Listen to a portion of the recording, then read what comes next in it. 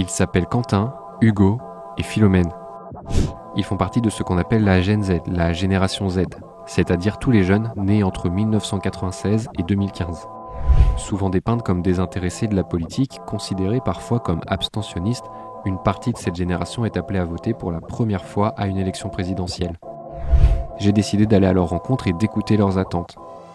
Ils m'ont parlé de leur vie, de leurs envies et ont abordé avec moi les grands thèmes de la campagne, du pouvoir d'achat à l'écologie en passant par l'égalité ou encore l'emploi. Ils sont ceux qui donneront leur première voix.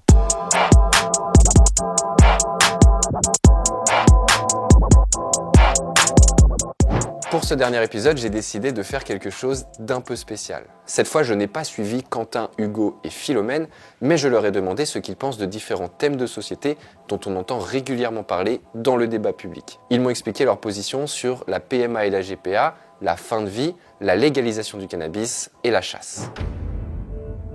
Je suis carrément pour parce que ça permet aux familles qui n'arrivent pas biologiquement à avoir des enfants pouvoir en avoir, et donc je suis totalement pour. Moi je pense que c'est une bonne chose parce que quelqu'un qui souhaite vraiment un enfant et qui va jusqu'à cette démarche-là, c'est vraiment qu'elle va faire le maximum en tant que parent pour bien éduquer l'enfant, pour lui apporter tout ce qu'il lui faut, etc. Donc je pense que c'est une bonne chose. La PMA, je pense que c'est bien parce que ça permet à des couples qui n'arrivent pas, qui ont des difficultés pour un enfant, de pouvoir en avoir un. Après, je ne sais pas exactement comment ça fonctionne ou quoi non plus, donc honnêtement, je ne connais pas trop le détail du sujet là.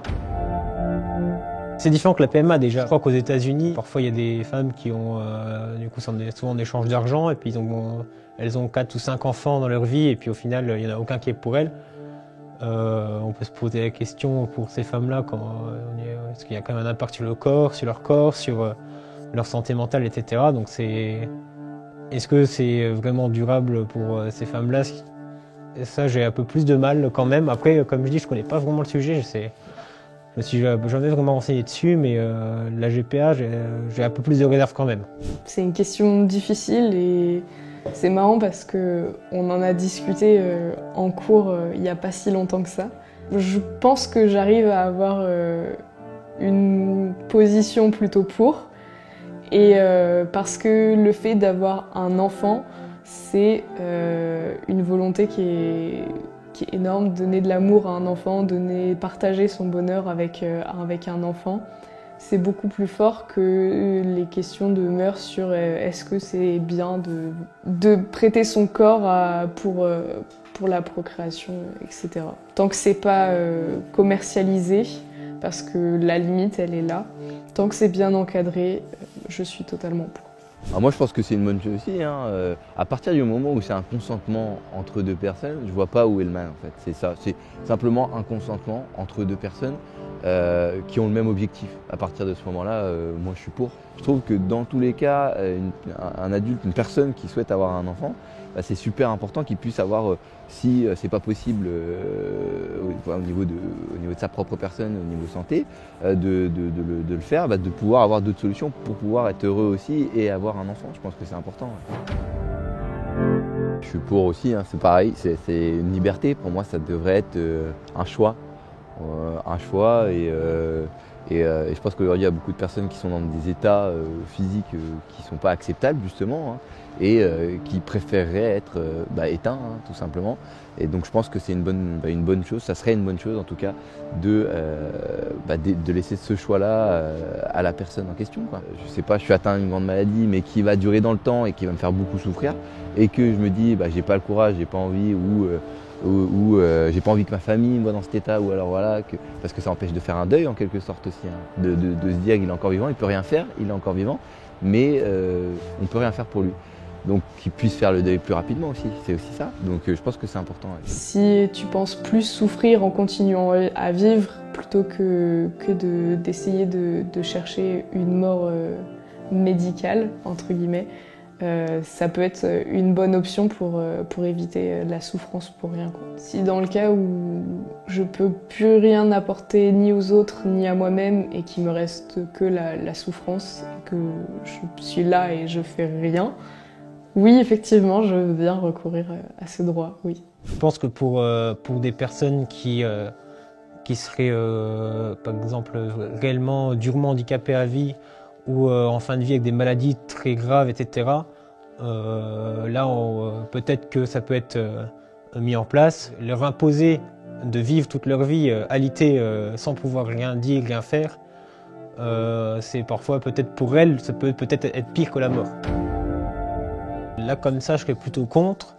Après, c'est aussi un sujet très compliqué. Si vraiment la consommation de cannabis se démocratise, tu appliques plus de risques qu'il y ait des gens des gens drogués qui roulent en voiture, par exemple. Ça peut impliquer des accidents, des choses comme ça. S'il y a des personnes sous l'emprise de la drogue qui se prennent dans les rues, si vraiment ça se démocratise, admettons, parce que ça devient légal, ça pourrait présenter des risques. Après, il faut voir comparer avec des pays où c'est déjà légal. Je suis pour, parce que j'ai dans la tête l'exemple du Canada où ils ont légalisé le cannabis et a priori ça se passe pas mal. Donc je vois pas pourquoi en France on ne prendrait pas cet exemple pour faire la même chose, sachant que les arguments qui reviennent en général ce serait un meilleur contrôle de la vente et éviter de dépenser trop d'énergie à lutter contre plutôt que contrôler pour que ça se fasse plutôt bien, quoi. Je pense que si c'est bien encadré, comme tout, ça peut être déjà une source de revenus pour la France, de la création d'emplois. On a vu, il y a des études quand même qui le prouvent, il y en a aussi, c'est de l'herbe pharmaceutique, ça marche, ça fonctionne. Je pense que si c'est bien encadré, je pense que justement aussi au niveau de la délinquance, je pense que ça ferait une concurrence et je pense que ça ferait baisser justement le taux de délinquance aussi. Donc l'un dans l'autre, c'est que positif, quoi. Ça pourrait être que positif si c'était encadré. Je suis contre parce que justement, parce qu'on a besoin des chasseurs pour maîtriser les populations de sangliers, de chevreuils chez nous. Dans d'autres endroits, ça peut être les cerfs. La chasse évite qu'il y ait trop de gibier. Par exemple, les jeunes chevreuils mangent les jeunes pousses d'arbres en forêt. S'il y a trop de chevreuils, les gardes forestiers n'arrivent plus à régénérer les forêts. Donc interdire la chasse, ça reviendrait aussi à condamner en partie les forêts françaises. Je pense que les chasseurs feront quand même bien leur travail de régulation. Ils n'exterminent pas les espèces, au contraire, eux, ils préfèrent les préserver. Donc par rapport à ça, je suis 100% pour la chasse, quoi. Après, il y a des accidents, ça arrive, c'est une des raisons pour laquelle ils veulent interdire. Ça reste, d'après moi, les accidents, il n'y en a pas tellement que ça. Par contre, dès qu'il y en a un, c'est surmédiatisé quand même. Et c'est pour ça qu'on a l'impression que, voilà, attention, il y a un accident de chasse. Il y a peut-être des mesures à prendre pour qu'il y ait moins d'accidents. Maintenant, la chasse, d'après moi, elle est essentielle en France. À mon avis, ça part d'une très bonne idée. Pendant les vacances, pour moi, ça rime avec le fait que les enfants sont en vacances. Les gens sont en vacances en général et ont plus tendance à sortir dehors. Et donc, il y a plus de dangers, plus ou moins, puisque je ne sais pas exactement si ça tient debout.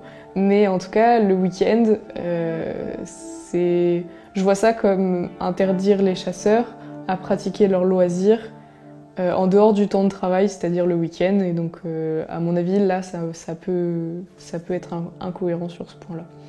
Alors moi, je pense qu'il faudrait simplement mettre des horaires à la chasse et des horaires à la promenade, pas sur tout, justement interdire sur certains secteurs la chasse, l'autoriser sur un autre et sur certains terrains où on ne peut pas faire avec, faire des plages horaires. Après, c'est des conséquences, etc. C'est sûr que c'est pas acceptable, c'est pas tolérable. Si ça blesse d'autres chasseurs, je pense que c'est dans leur responsabilité. Ils devraient être responsables et dire si je me fais tirer dessus, c'est ma responsabilité, il n'y aura pas de suite, quoi. Et puis si je meurs, il n'y aura pas de suite non plus parce que j'étais au courant que d'autres chasseurs étaient là.